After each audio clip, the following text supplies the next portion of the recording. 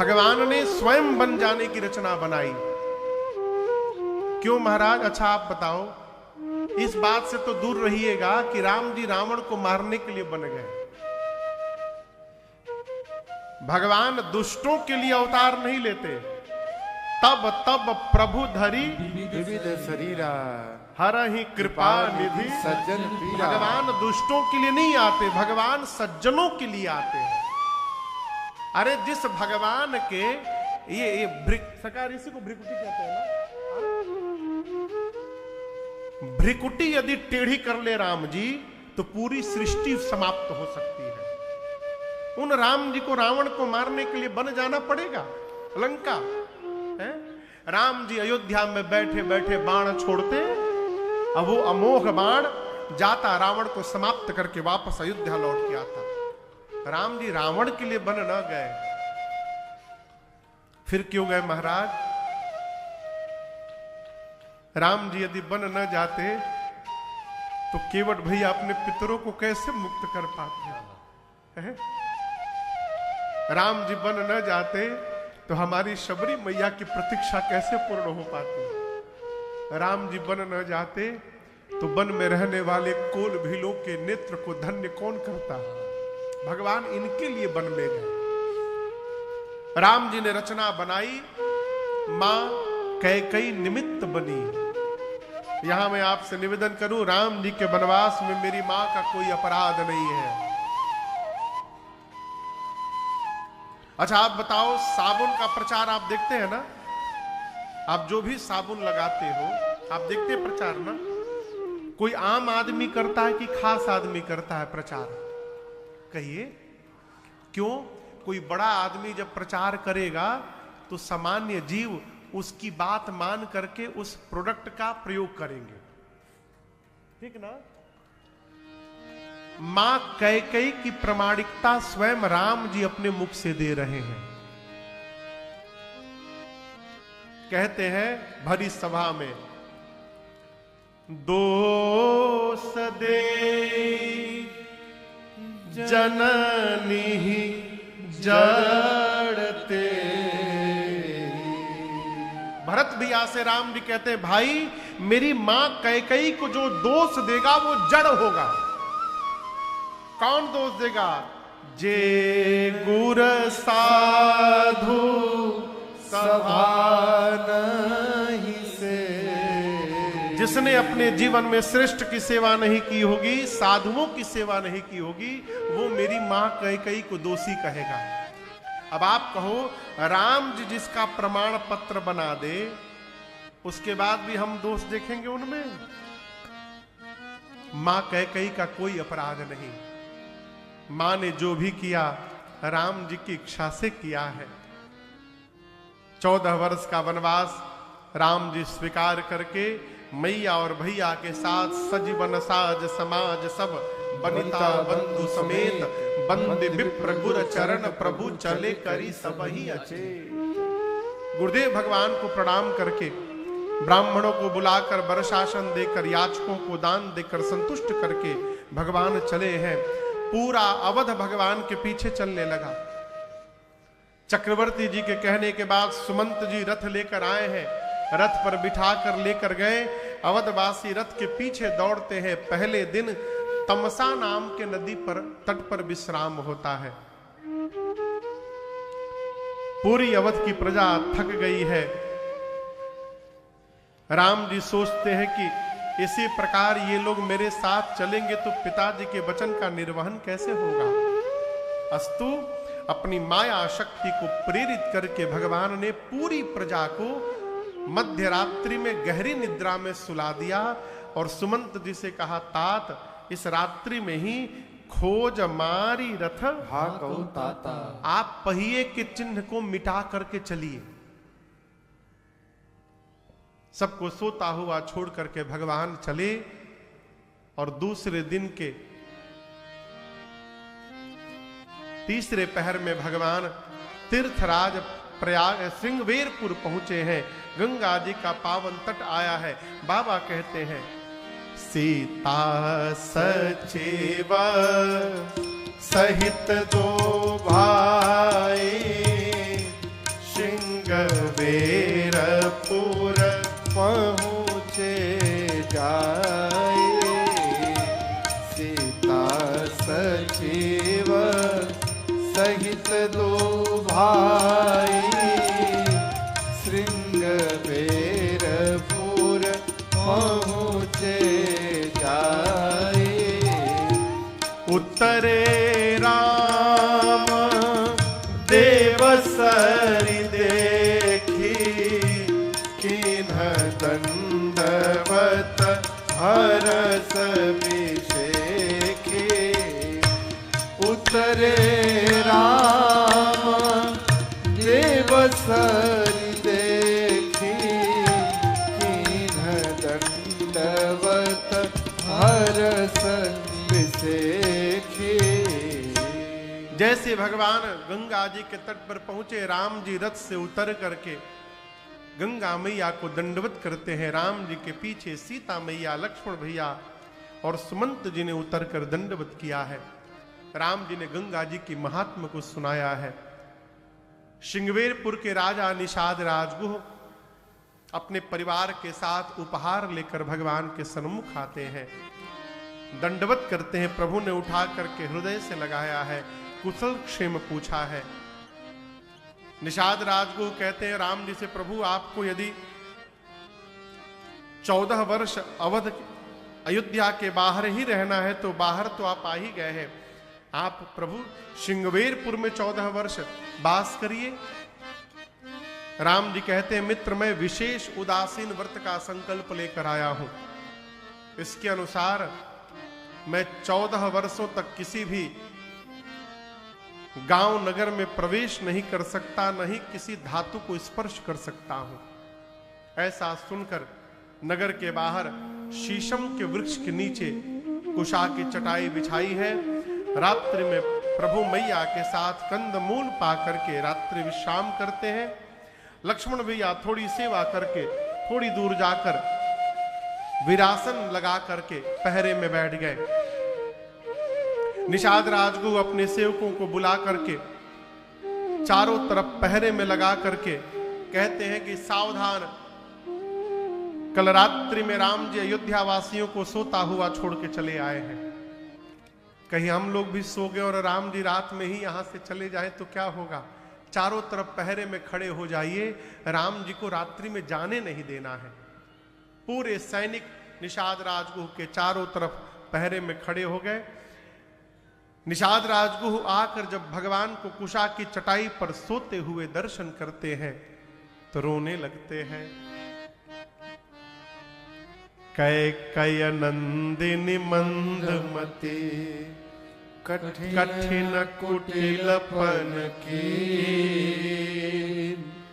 जहि रघुनंदन जानकी, सुख अवसर दुख दी। निषाद राजगुह कहते हैं कि कैकई जी ने ऐसा कुटिलता का व्यवहार किया है जिसका वर्णन नहीं हो सकता। आज रघुवंश रूपी वृक्ष को मूल से काटने के लिए कैकई कुल्हाड़ी बन गई। जिन राम जी के जीवन में सुख का अवसर आया उन कैकई जी ने राम जी को दुख प्रदान कर दिया। ये किसने कहा? निषाद राजगुह ने।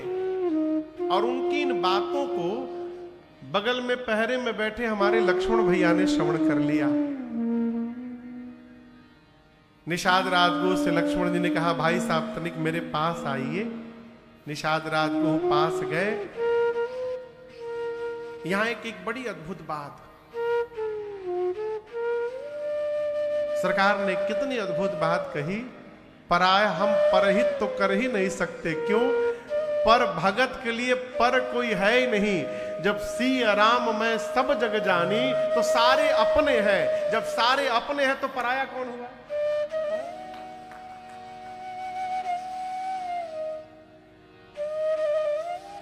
जिसको अपना कह दिया एक बार, उसके बारे में उसके खिलाफ सुनना बंद कर दीजिए।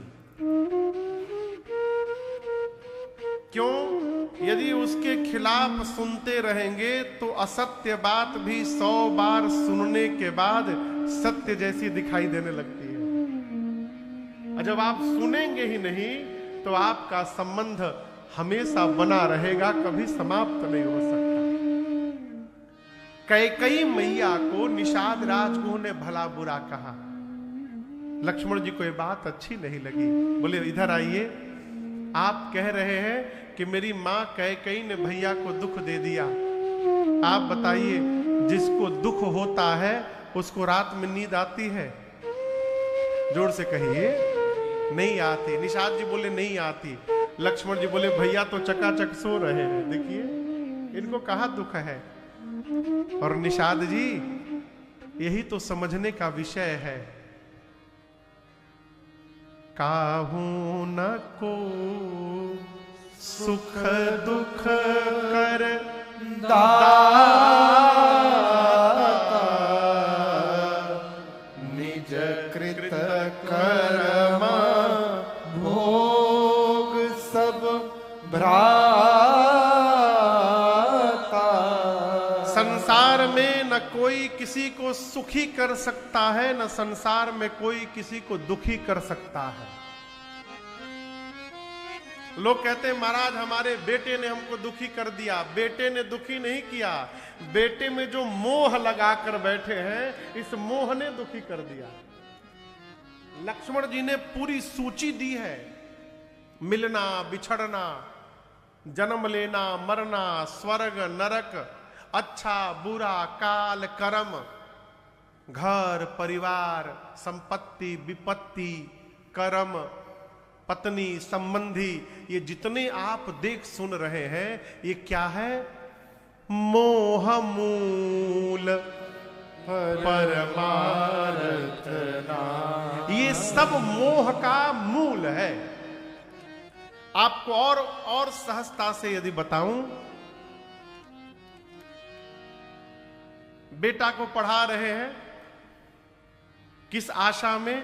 बेटा बड़ा होकर के जब व्यापार नौकरी करने लगेगा तो हमको मुक्त कर देगा, मैं खूब भजन करूंगा, आनंद करूंगा। ये जीवन भर आशा लगा के आपने पढ़ाया। यदि बेटा ऐसा करने लगेगा तो आप सुखी हो जाएंगे। अब बेटे ने ऐसा नहीं किया तो आप दुखी हो जाएंगे। लेकिन याद रखिए, बेटे ने आपको सुखी दुखी नहीं किया है, आपने जो उसमें आशा लगाई है, जो सपना देखे हैं आप, उस सपने ने सुखी दुखी किया है। लक्ष्मण जी कहते हैं इस मोह रूपी रात्रि में सोकर सब सपना देख रहे हैं। मोह निशा सब सोव निहारा, देख ही सपन अनेक प्रकारा।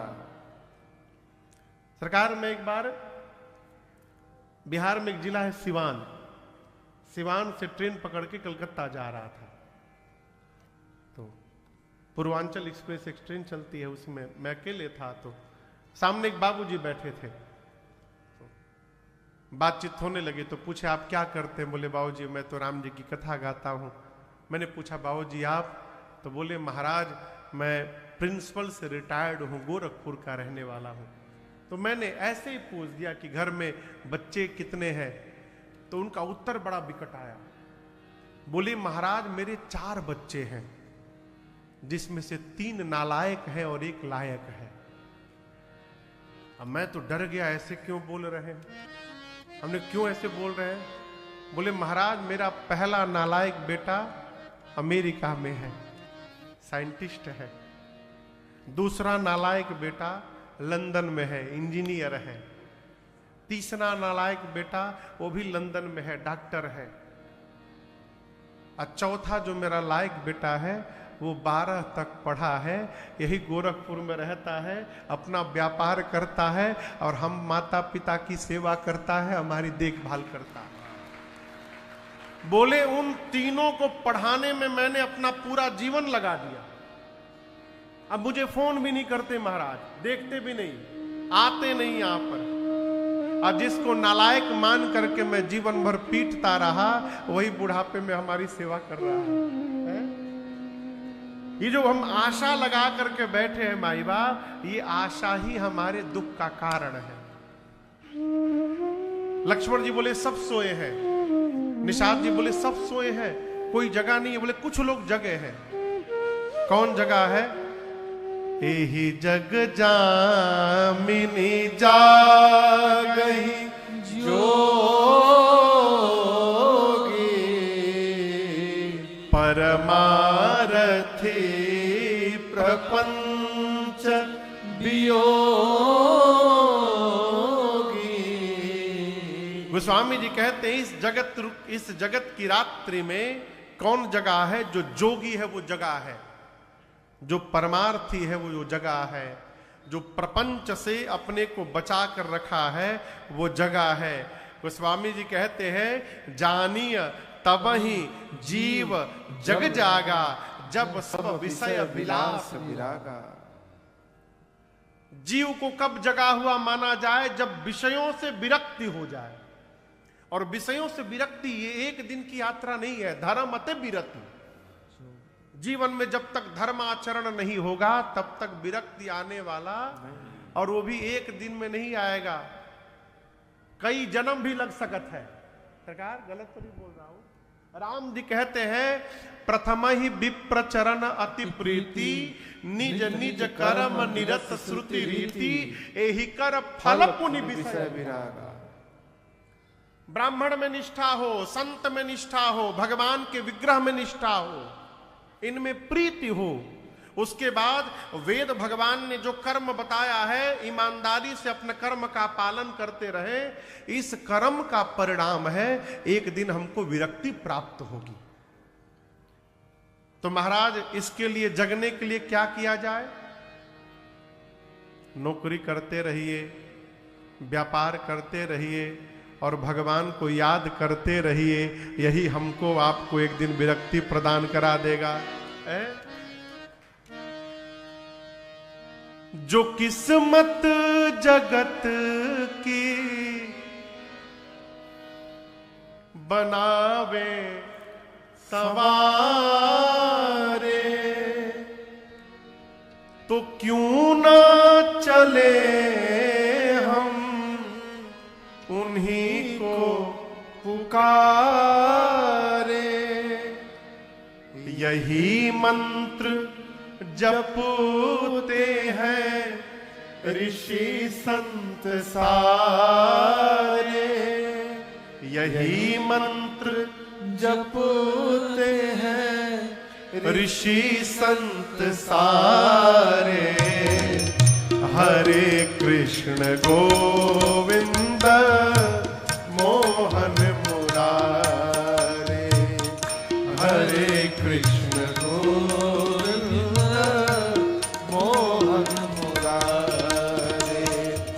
जो किस्मत जगत की बनावे सवारे, जो किस्मत जगत की बनावे सवारे, तो क्यों ना चले हम उन्हीं को पुकारे।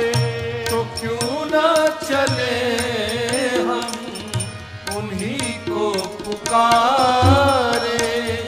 यही मंत्र जपते हैं ऋषि संत सारे, यही मंत्र जपते हैं ऋषि संत सारे। हरे कृष्ण गोविंद मोहन मुरारे, हरे कृष्ण गोविंद मोहन मुरारे।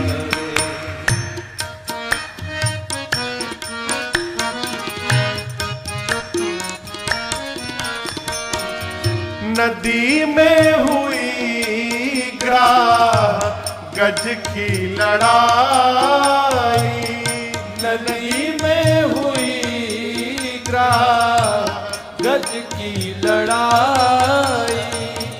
पुकारा था गज ने कन्हाई कन्हाई, पुकारा था गज ने कन्हाई कन्हाई।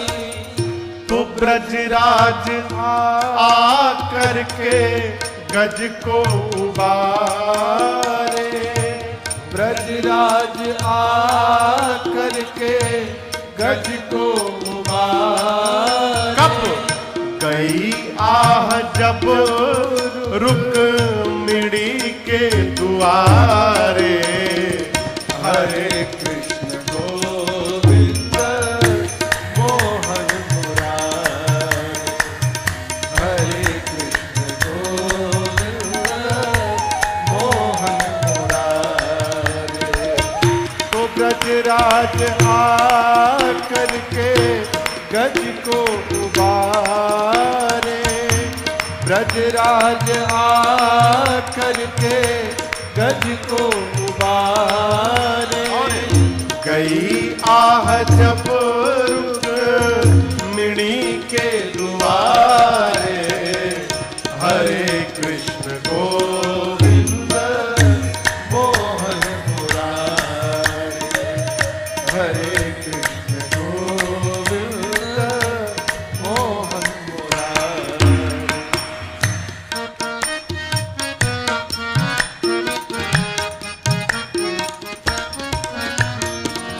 है प्रहलाद की जानते सब कहानी, है प्रहलाद की जानते सब कहानी। उन्हें होलिका जब जलाने को ठानी, उन्हें होलिका जब जलाने को ठानी। हुआ क्या? जली होलिका जब मुरारी पधारे, जली होलिका जब मुरारी पधारे। और प्रहलाद जपते थे अग्नि किनारे, हरे कृष्ण गोविंद मोहन मुरारे, हरे कृष्ण गोविंद मोहन मुरारे।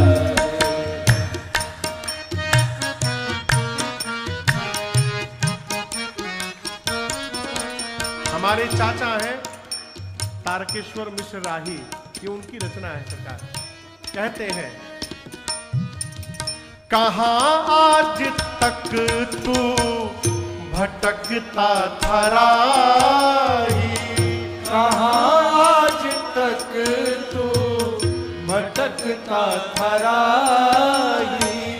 विनय तुम भी बन जाओ प्रभु का सिपाही, विनय तुम भी बन जाओ प्रभु का सिपाही।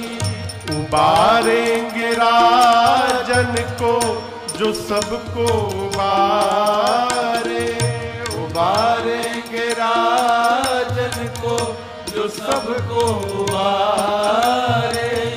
यही मंत्र जब जपना है रह कर सहारे, हरे कृष्ण गोविंद मोहन मुरारे, हरे कृष्ण गोविंद मोहन मुरारे। जो किस्मत जगत की बनावे सवारे, जो किस्मत जगत की बनावे सवारे। तो क्यों न चले हम उन्हीं को पुकारे, तो क्यों न चले हम उन्हीं को पुकारे। यही मंत्र जपते हैं ऋषि संत सारे, यही मंत्र जपते हैं ऋषि संत सारे।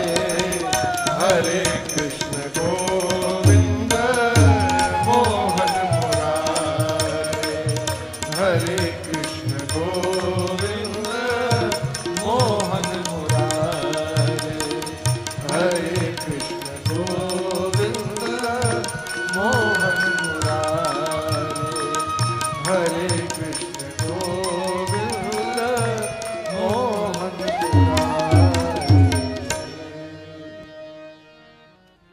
हरे कृष्ण गोविंद मोहन मुरारी। लक्ष्मण जी ने कहा, निषाद जी आप जिनके लिए रो रहे हैं वो राम जी जीव नहीं है, राम जी ब्रह्म है। राम ब्रह्म परमार्थ रूपा, अभिगत अलख अनादि अनुपा। और मैं आपको बात बताऊं निषाद जी, मनुष्य के जीवन का परम परमार्थ यही है कि वो मन वचन कर्म से राम जी के चरणों में प्रेम कर जाए। यही जीवन का परम परमार्थ है। निषाद राजगुह बारंबार भगवान के चरणों में दंडवत करते हैं। अगले दिन भगवान ने निषाद राज जी से बरगद के वृक्ष के दूध को मंगाया, केश में लगाकर सिर पर जटाओं का मुकुट बनाया। सुमंत जी ने वापस चलने के लिए प्रार्थना की, सत्य की दुहाई देकर भगवान ने उनको मना कर दिया। बरबस राम सुमंत पठाए, सुर सर तीर आप तब आए। यहां एक बड़ी अद्भुत बात मैं आपसे निवेदन करूं। सरकार एक दिन सोच रहा था, राम जी ने रामावतार में रावण के वध के पहले मां कौशल्या को छोड़कर कभी ये प्रकट नहीं किया किसी के सामने कि मैं भगवान। ठीक ना सरकार? अयोध्या वासियों से पुरजनोपाख्यान में तब बोले जब रावण को मार के आ गए। तो जिस स्वरूप को राम जी छिपा करके रखे हुए हैं, उस स्वरूप को लक्ष्मण जी ने निषाद राजगुह के सामने क्यों प्रकट कर दिया? लक्ष्मण जी ने स्पष्ट कह दिया कि राम जी ब्रह्म है, जीव नहीं है। क्यों कर दिया? एक गीत है, उसका प्रमाण ये प्रसंग है। प्रबल प्रेम के पाले पड़कर प्रभु को नियम बदलते देखा, अपना मान टले टल जाए, जन का मान न टलते देखा। जहां राम जी सोए हैं और लक्ष्मण निषाद राजगुह रात्रि में बात कर रहे थे, वहीं बगल में हमारे केवट भैया पहरा दे रहे थे और केवट जी पूरी बात सुन रहे थे। राम जी केवट जी तक ये बात पहुंचाना चाहते थे कि ये जो राम जी सोए हैं जीव नहीं है, भगवान है, और इनके चरण में ही असली परमार्थ है। भगवान ही केवट जी को अपना चरणामृत पान कराना चाहते थे, इसलिए लक्ष्मण जी के मुख से प्रकट करवा दिया कि केवट जी सुन ले। सवेरा हुआ, केवट भैया निषाद राजगुह से जाकर प्रार्थना किए कि प्रभु हम चाहते हैं कि राम जी मेरी नाव में बैठकर उस पार जाएं, इसलिए आप डुगडुगी बजा दीजिए, पूरे नगर में बजवा दीजिए, कोई भी नाविक गंगा तट पर न जावे। आज बज गई हो।